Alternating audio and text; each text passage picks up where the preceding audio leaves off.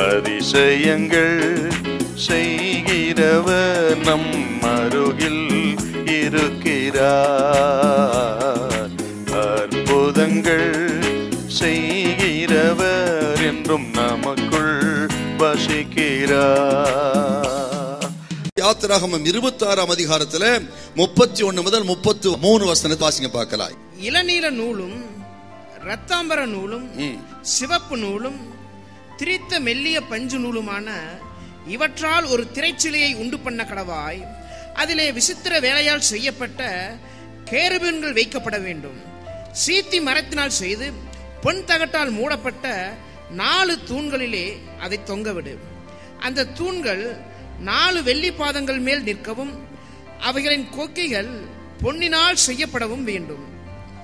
பரிசுத்த ஸ்தலத்தையும் மகா பரிசுத்த ஸ்தலத்தையும் பிரிக்கிற ஒரு தடுப்பு சுவர் போல, வாசலை போல காணப்படுவது தான் இந்த திரைச்சீலை.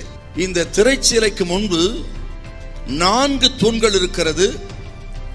4 தூண்கள் சித்தி மரத்தினால் செய்யப்பட்டு பொன் தகட்டால் மூடப்பட்டது. அந்த 4 தூண்களுக்கும் வெள்ளி பாதங்கள் இருந்ததாக 26:32 பார்க்கிறோம். அந்த தூண்களில் பொன் கொக்கிகள் இருந்தது. அந்த கொக்கிகளில் தான் திரைச்சீலை தொங்கவிடப்பட்டிருக்கிறது. இந்த திரைச்சீலை 4 விதமான நூல்களால் செய்யப்பட்டது. வாசிக்க கேட்டோம் 31வது வசனத்துல இளநீளம், இரத்தாம்பரம், சிவப்பு நூல் ஆக மெல்லிய பஞ்சு நூல் என்று ஆக 4 விதமான நூல்களால் செய்யப்பட்ட திரைச்சீலை. இந்த திரைச்சீலையிலே மிக நேர்த்தியா விசித்திர வினோதமா செய்யப்பட்ட கேருபீன்கள் நெய்யப்பட்டிருந்தது. இந்த திரைச்சீலைக்கு விசேஷம் அதுதான்.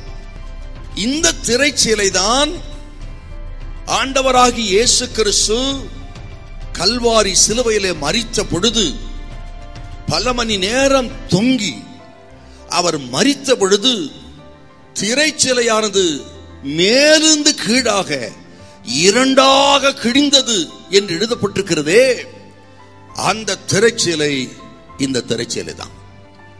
ஆசாரியத்துவத்தின் முறைமையை இயேசு கிறிஸ்துவின் சிலுவை மரணம் மாற்றி இருக்கிறது என்பதற்கு அடையாளமாய் மட்டுமல்ல, வருஷத்துக்கு ஒரு விசை பிரதான ஆசாரியன் மட்டும்தான் அந்த திரையின் வழியாக மகா பரிசுத்த ஸ்தலத்துக்குள்ள பிரவேசித்து தனக்காக, தன் குடும்பத்துக்காக, முழு ஜனத்துக்காக பாவ நிவர்த்தி செய்ய வேண்டும் என்கிற பிரமாணம்.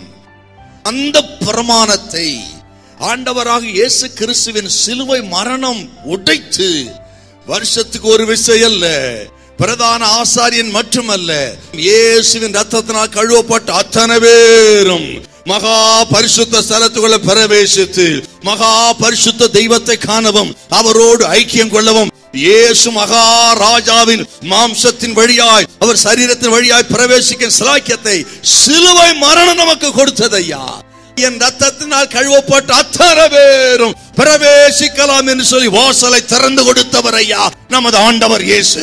அதுக்கு அடையாளம் தான் இந்த திரைச்சீலை கிழிந்தது.